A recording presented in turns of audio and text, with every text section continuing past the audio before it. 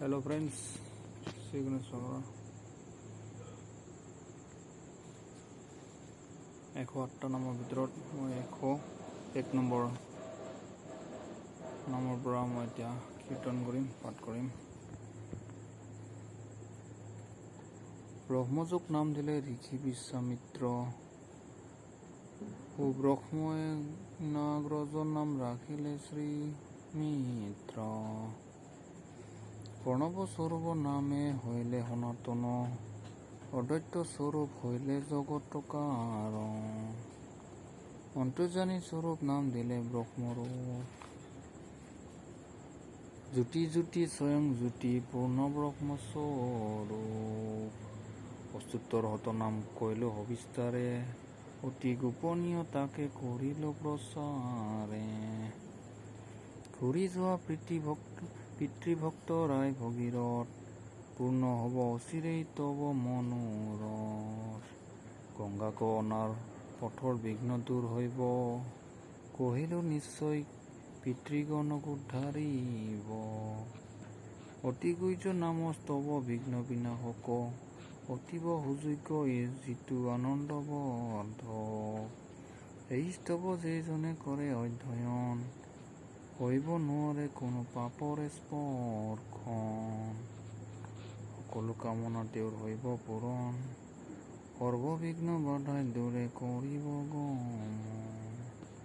বিদ্যাৰ্থীয়ে বিদ্যা পায় নিধনীয়ে ধন, অপুত্ৰকেৰ পুত্ৰ হইব দীৰ্ঘায়ুষ্মান। ৰমণী কৰিব লাভ প্ৰতি মনোমত, দীৰ্ঘ আয়ুধাৰী আৰু ৰূপগুণ যত।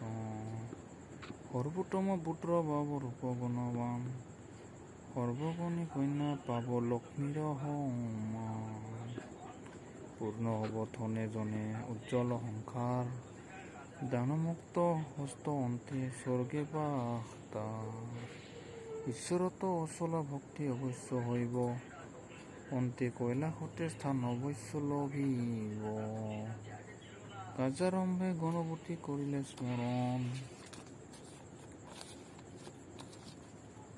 কৰিব অৱশ্য তেওঁ বিঘ্নৰ নাশন।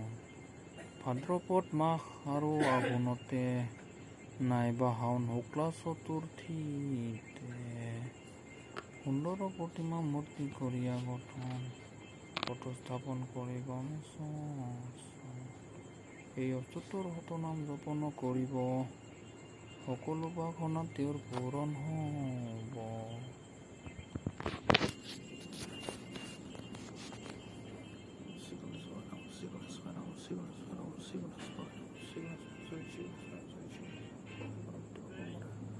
জয় গণপতি বাপ্পা মোৰয়া, জয় গণপতি বাপ্পা মোৰয়া।